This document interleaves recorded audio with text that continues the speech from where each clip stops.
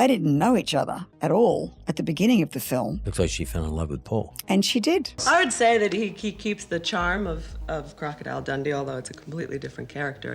It's likable and funny. She was the breakout beauty of Crocodile Dundee, capturing hearts across the globe with her charm, wit, and that unforgettable chemistry with Paul Hogan. But after the spotlight faded, Linda Kozlowski seemed to vanish. No scandals, no dramatic downfall, just gone. So what really happened to the woman behind Sue Charlton? From Broadway beginnings to dodging crocodiles in the Outback, her story is anything but ordinary. And somewhere along the way, far from Hollywood's bright lights, she made a choice that would leave fans stunned and headlines whispering. A bold leap, a foreign land, and a career twist no one saw coming. Could there be more to her story than the fame we remember?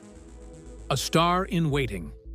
Linda Kozlowski's early career was marked by a combination of classical training and modest screen opportunities. A graduate of the prestigious Juilliard School, Kozlowski honed her craft through theater, which led to her casting as Miss Forsyth in both the Broadway revival and the 1985 television adaptation of Death of a Salesman, starring Dustin Hoffman. That role, while not large, was pivotal. It not only added credibility to her resume, but also introduced her to key industry players. Hoffman, recognizing her talent and professionalism, later vouched for her during the casting of Crocodile Dundee, a gesture that proved influential. At the time she auditioned for Crocodile Dundee, Kozlowski was still largely unknown, with only 2 minor screen credits to her name. According to People magazine, Paul Hogan and the Australian team were initially apprehensive about casting a New York actress in the rugged Outback set film. However, Kozlowski quickly impressed everyone with her performance, earning praise from Hogan himself, who described her as a star in waiting. Despite being unemployed and struggling financially before the film, she brought a grounded, authentic energy to the role of Sue Charlton, a New York reporter navigating the unfamiliar dangers of the Australian wild. Her breakout performance in Crocodile Dundee was not only an acting opportunity, but one that would have tested one's will and determination. The shoot involved working in the Northern Territory with actual crocodiles, snakes, and all in a seriously harsh environment. Kozlowski recalled that her hut was just beside a swamp filled with crocodiles, and walking at night to the mess hall was never an experience of much comfort. The dangers notwithstanding, and with no prior Outback experience, she never did utter a complaint. While the crew members sometimes stood guard with loaded weapons right beside waters infested by crocodiles, she was immensely respected amongst the cast and crew for her unfaltering resiliency. The release of Crocodile Dundee in 1986 changed everything for Kozlowski. The film became an international sensation, making over $328 million worldwide and parlaying her into instant stardom. Audiences fell for her dynamic with Paul Hogan, a mix of wit, metal, and tenderness. While this fame allowed her immense visibility, it also dragged her into arenas that would shape both the course of her career and her personal life. There is no doubt that the character of Sue Charlton was, without a doubt, the breakout role of her career and made Kozlowski one of the most iconic female leads of 80s cinema. Her Hollywood breakthrough may have made headlines, but the real test came miles from the spotlight. On-set challenges.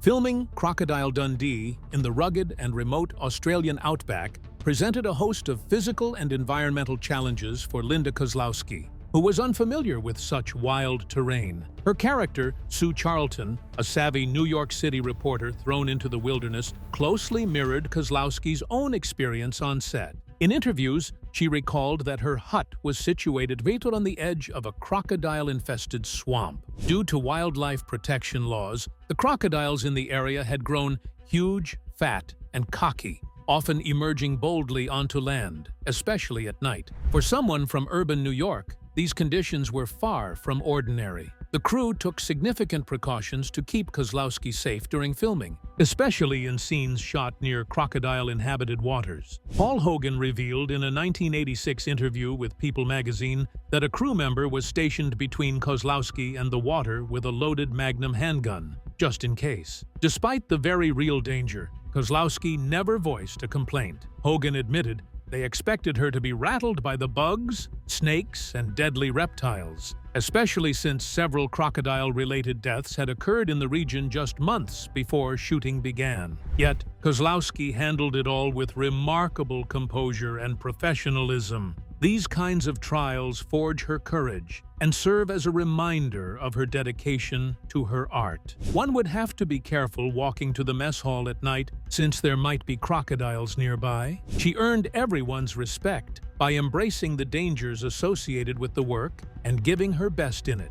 Hogan said she never refused to shoot a scene or insisted on special treatment. Those qualities earned her the respect of the entire cast and crew as a serious actress and a reliable colleague. These real situations brought verisimilitude to the depiction of Sue Charlton, making the whole adventurous mood of the film more plausible. The behind-the-scenes troubles Kozlowski went through showed not only her commitment, but also added to the uniqueness of the film. Facing the wild heart of Australia with a can-do spirit put Crocodile Dundee on the map. She was not just being here today, gone tomorrow.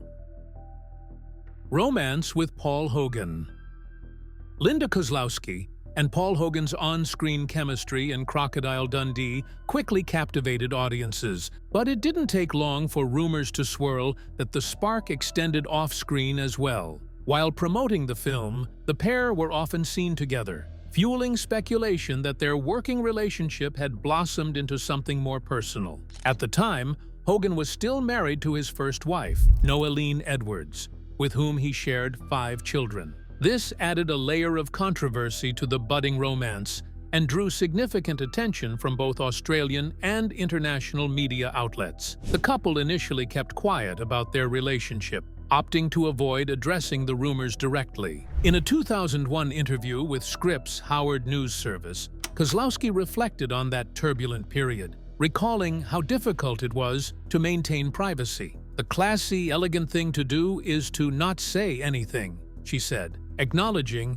how their silence allowed tabloids to run with their own narratives, many of which, she claimed, had nothing to do with reality. Despite the scrutiny and public backlash, the bond between Kozlowski and Hogan only grew stronger over time. In 1990, after Hogan's divorce from Edwards, the two were wed in Sydney, the groom's hometown. The wedding consolidated the connection between the couple, and the union established them as one of the most chewed-about celebrity couples of that generation. The huge 20-year age gap also became a salient theme in the tabloids, yet it did not seem to affect the already deeply rooted relationship.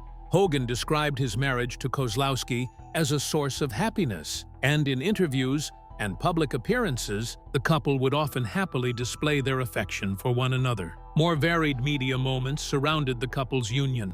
In 1988, the Sydney Morning Herald reported that on a steamy transatlantic flight, the passengers had alleged that the couple had kept their hands off each other merely for a few moments. Moments like these kept them in the limelight of the tabloids, but they also highlighted the intense passion that had developed between the two stars. Their love story, born on the set of an iconic film and fraught with trials and triumphs, became almost as famous as Crocodile Dundee itself, creating an intertwined legacy of both their personal and professional lives for decades after.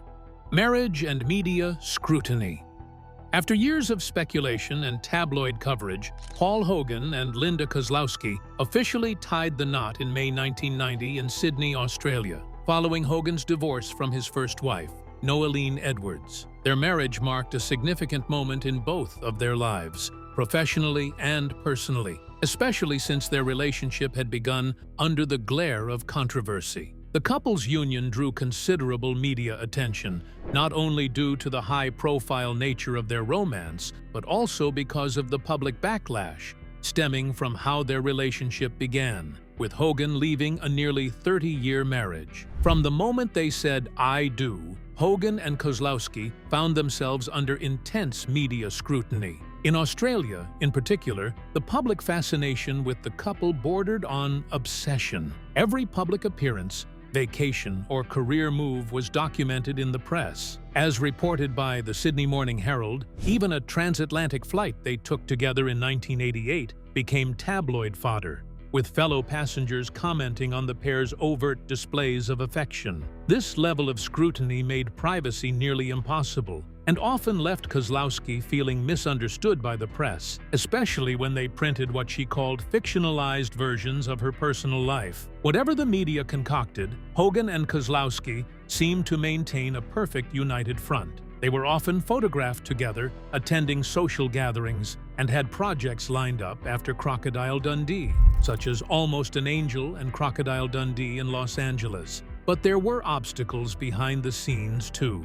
In one of her interviews, Kozlowski confessed to the struggles of maintaining personal boundaries with such constant public scrutiny, especially when trying to establish her own identity away from Hogan and the Dundee brand. Although their marriage lasted a bit over 20 years, the media glare of public interest never wavered from this unusual story. As their film spans waned, their private affairs were increasingly on the relentless wrists of reporters and gossip columns. Kozlowski would keep her silence respectfully when asked repeatedly, while Hogan would sometimes go out of his way to describe the pressures that they had to endure. Beyond the Crocodile Dundee heyday, their torrid international fame put their relationship into the public forum, a telltale sign of how deeply their fates were already entwined with the Hollywood mythology of those most famous roles.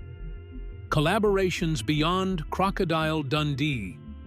Following the massive success of Crocodile Dundee in 1986, it was only natural that Linda Kozlowski and Paul Hogan would reunite for the 1988 sequel, Crocodile Dundee 2. The film rode on the wave of their real-life romance and the global fascination with the original, grossing an impressive $239 million worldwide. While commercially successful, it fell short of its predecessor, both critically and financially. Critics, including the New York Times' Janet Maslin, noted that the novelty of the first film had worn off, and the sequel lacked the original's charm and freshness. Kozlowski and Hogan's next collaboration came in 1990 with Almost an Angel, a comedy that saw Hogan play a thief who believes he's been sent back to Earth as an angel following a near-death experience. Kozlowski played his romantic interest once again. However, the film was a major box office disappointment, earning just $1.6 million domestically during its opening weekend and only $6.9 million globally. The film failed to resonate with audiences or critics, signaling a decline in the momentum that the duo had built from the Dundee franchise. Fast forward more than 10 years, and there was the one last hurrah from these two on-screen partners in a film they never really wanted to make, Crocodile Dundee in Los Angeles, 2001. It was almost an afterthought, good for the DVD regime, a sort of weird, family-friendly remake of the franchise. But by then, the zeitgeist that made the original Dundee so iconic had long come and gone. The film grossed a share of $39.4 million worldwide and was met with largely negative reviews, being criticized for its dated sense of humor and lack of originality. It would be Kozlowski's final film appearance, from then on retiring from the film industry altogether, albeit reprising her role as Sue Charlton. Such later projects brought into relief the inability of newer films to recapture the magic of the original Crocodile Dundee. Whereas Hogan proceeded forward with various creative projects, Kozlowski somewhat slowly withdrew into the shadows, feeling hollow and disillusioned with the roles she was being offered and the inadequacy of Hollywood. Their post-Dundee collaborations were a testament to their personal friendship and professional loyalty. Yet, they also gave a stark emphasis to the problems of maintaining long-term success in an industry so very changeable. But not all scripts come with second chances. And for Linda, the next challenge came from Hollywood itself. Struggles with typecasting and career decisions. After the phenomenal success of Crocodile Dundee, Linda Kozlowski found herself at a crossroads in her acting career. While the role of Sue Charlton had made her a household name, it also became a double-edged sword. Hollywood casting directors began to pigeonhole her, offering roles that were largely carbon copies of the smart, attractive sidekick to a humorous male lead. In an interview with the Los Angeles Times in 1988, she acknowledged that much of what was offered to her after Dundee was repetitive and uninspired. "Most of it was where I'd play the girlfriend of some funny man," she said, revealing her frustration with the lack of meaningful or challenging opportunities. Kozlowski had studied acting seriously, graduating from Juilliard with aspirations of building a career based on character-driven performances. But the offers she received after her breakout role did not align with her training or goals. Her desire to explore deeper, more nuanced characters clashed with the Hollywood machine that had quickly typecast her. This growing disillusionment led her to become increasingly selective about the roles she accepted. Unfortunately, that selectiveness also meant fewer appearances on screen, and by the early 1990s, her once promising momentum had begun to stall. During the 1990s, Kozlowski seemed bound to a difficult fate. Starring in low-budget and often forgotten direct-to-video movies like Backstreet Justice, Zorn, and The Neighbor, these films never revived her waning career, nor did they allow her to demonstrate her versatility as an actress. She was a professional to the end, giving all of her dedication to the craft. But it did become obvious that the business just didn't have much for her anymore. She confessed during a candid 2001 interview with Scripps Howard News Service that acting no longer brought with it any joy. "This isn't fun anymore. This is not why I studied. It's not what I love," she said, signaling her growing dissatisfaction with Hollywood. Ultimately, Kozlowski had to make the painful choice to pull herself out of acting. It was all about her happiness at that point, as she approached 40 and wanted to give much time to starting a family. "Between that and my biological clock, I decided to give it all away," she explained. Her exit from the public eye was not sudden. Rather, it had been years in the making, and was rooted in frustration with a system that failed to keep pace with her. By taking a step back, she reclaimed her own narrative, turning away from an industry that once celebrated her only to recoil at the sight of her full potential. Focus on family and personal life. As Linda Kozlowski distanced herself from the Hollywood spotlight, she began to focus on the aspects of life that brought her true fulfillment, namely, motherhood and personal well-being. After years of navigating the ups and downs of the entertainment industry, Kozlowski reached a point where she felt disenchanted with the direction her career was taking. Around the time she turned 40, she made the deliberate decision to step away from acting in order to start a family. She and Paul Hogan welcomed their son, Chance, and Kozlowski devoted herself fully to raising him, shifting her priorities from scripts and film sets to school runs and everyday parenting. In a 2001 interview with Scripps Howard News Service, Kozlowski opened up about how this life change brought her a sense of peace she hadn't found in years. "I was about to turn 40 and just wanted to have a baby, and time was running out," she said. "I'm 43 years old. I've got a baby. I'm happy and content." She also reflected on the emotional toll her last few acting jobs had taken on her, stating that she had been miserable during the final projects she worked on. This dissatisfaction solidified her resolve to walk away from an industry that no longer sparked her creativity or passion. Motherhood now gave her life depth and meaning. Thus, the household was at the center of her life. Paul Hogan remained busy with films and TV projects. Kozlowski remained away from the public scene for the betterment of her son's upbringing. However, fame did not lure her back. She welcomed the peaceful existence, the very existence of being a hands-on mom with no distressing glare of fame.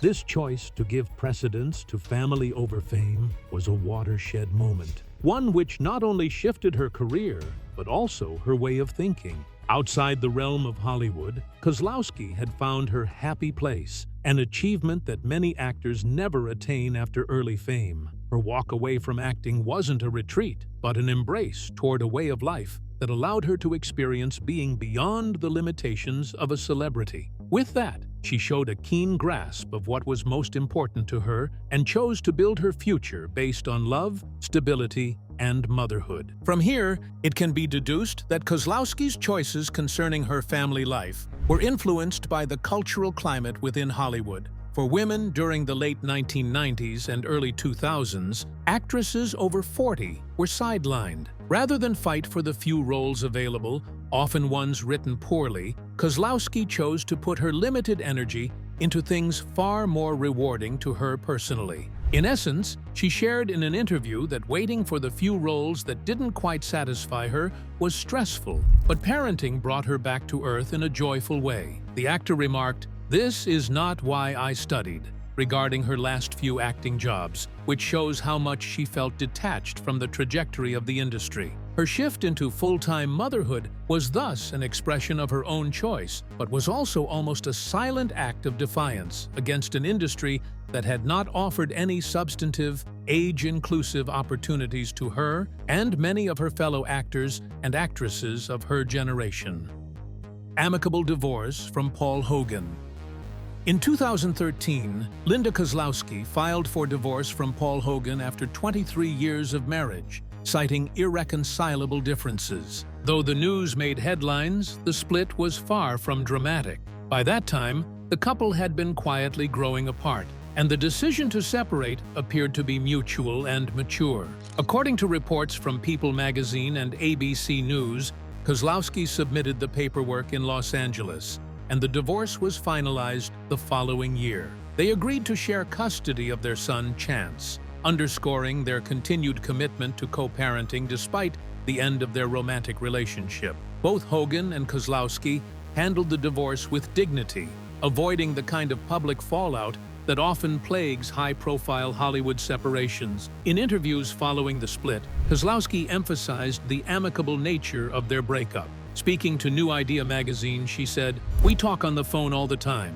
I go over and have coffee. We're completely friendly. Everybody's happy." Her words reflected a genuine sense of closure and peace, suggesting that the couple had prioritized their long-standing friendship and shared history over conflict. Paul Hogan espoused very similar sentiments. Speaking to the Daily Telegraph in 2014, he gave a candid but witty take on the situation. "I'm very flighty. A woman lasts for about a quarter of a century, and then they get bored with me." Hogan also said that Kozlowski and he were always opposites in everything from music and food to lifestyle choices. But it was those differences that had pulled them together at one time in their lives. Hogan stated that although the romantic side of their relationship had ended, there was still love and respect between them. The fact that they stayed friends after all that time is a testimonial to the binding force they created between them, not just as co-stars and spouses,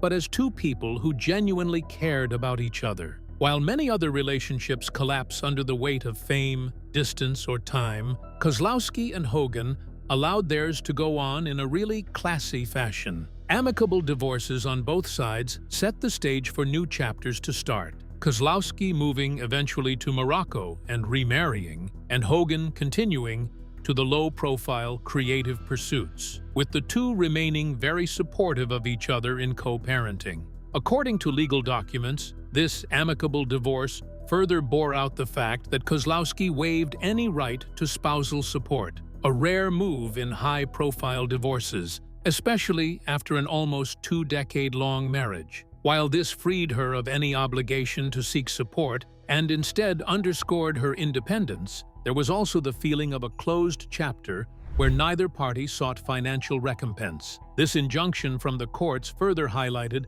Kozlowski's wish to move forward in her way, both emotionally and practically. An insider imparted to Mamma Mia that she had felt ready for quite some time to move on and live in a way that felt truer to herself. In this way, the divorce was more than an ending. It was a quiet shout for self-empowerment, respect between the two, and the liberty to change without remorse. New beginnings in Morocco.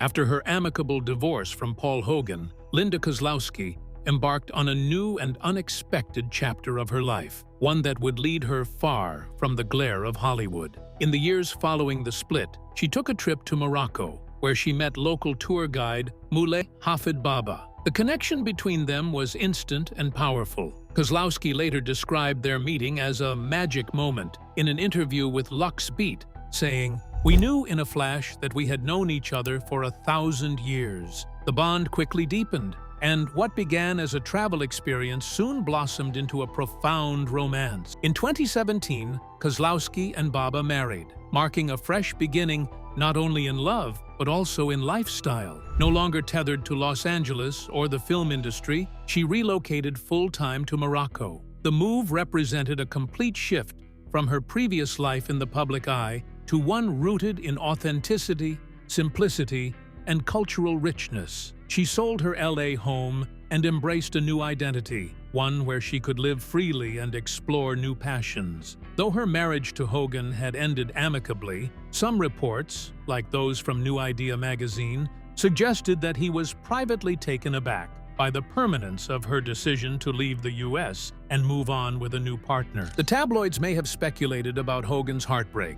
However, both men maintained a positive front. Hogan's team told the Daily Mail that he was genuinely delighted for Linda and wished her well in her new relationship. For Kozlowski, it felt like gaining freedom. Emotional satisfaction came forth from the relationship with Baba, but equally so came forth a new way of living through travels, business, and cultural embrace. Her life with Baba was in contrast to the life she had once shared with the media-fueled Baba. Kozlowski's going for a fresh start in Morocco was emblematic of her yearning to live life on her own terms. She not only found love, but found meaning who she was going to be outside the shadow of her past fame, roles, and the perceptions that used to define her. Having embraced a new country and a new lover, she leapt into a new chapter of freedom, learning, and genuine happiness. What Linda Kozlowski showed is that reinvention is possible at any stage. At times, the most worthwhile chapters of our lives begin in the darkness. As her love story unfolded,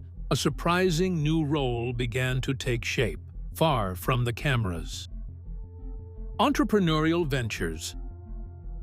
After settling in Morocco with her husband, Moulay Hafid Baba, Linda Kozlowski embraced a new identity as an entrepreneur. Together, they co-founded a boutique travel company called Dream My Destiny, which specializes in customized, high-end tours of Morocco. Drawing on Baba's deep local knowledge and Kozlowski's global sensibility, the couple curated unique travel experiences for clients seeking both adventure and cultural immersion. In interviews with outlets like Honest Mum and the Daily Mail, Kozlowski spoke about her passion for the business, noting how her past experience as an actress helped her understand what travelers, especially women, might find exciting, stylish, and meaningful. Kozlowski found this new venture both creatively fulfilling and spiritually rewarding.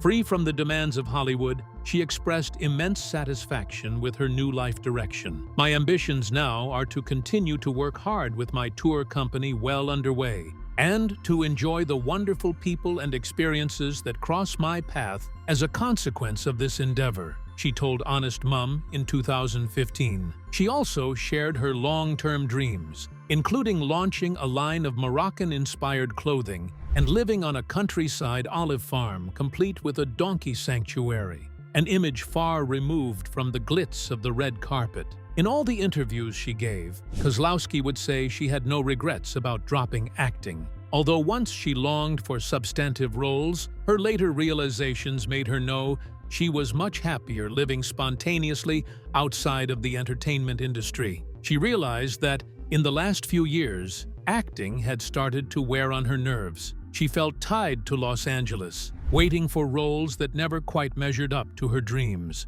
Her life in Morocco, on the other hand, presented gifts of daily novelty, independence, and the opportunity to put down something of her own. With this entrepreneurial phase, she entered a new year that was closer to her core values: adventure, connection, and self-expression. Whether camel dancing through the Sahara or organizing immersive city tours for travelers, her joy was found in real-world experiences and not through fame. Kozlowski's journey is a reminder that one may redefine success at any point in life. For her, the change from the silver screen to the spice markets of Marrakesh wasn't a step backward. Rather, it was finally the freedom to live an entirely self-constructed life. Entrepreneurship offers extras for Kozlowski's career and follows the larger trend of celebrities dressing in their second careers for more personal passions and purposeful goals. With wellness being top priority, along with experiential travel and authenticity, her story rides the wave of cultural movement in reinvention and intentional living versus just celebrity glitz. Kozlowski's journey, much like Gwyneth Paltrow's pivot to Goop and Reese Witherspoon's book club and production ventures, demonstrates how fame can be used as a launching pad into more serious, self-guided pursuits. Unlike many of her peers, however, Kozlowski chose to shy away from the Western spotlight altogether and pursue a decidedly other life embedded in another culture. Her success at curating intimate and transformative travel speaks not just to her survival, but to her ability to lead and build something with resonance far beyond Hollywood land. From the Australian outback to the streets of Marrakesh, Linda Kozlowski's journey is a reminder that fame isn't the final destination. Sometimes, the real adventure begins when the cameras stop rolling. If you enjoyed this deep dive, give it a thumbs up, drop your thoughts in the comments, and don't forget to subscribe for more stories just like this. Hit the bell so you never miss an update, and click the video on your screen now to keep watching.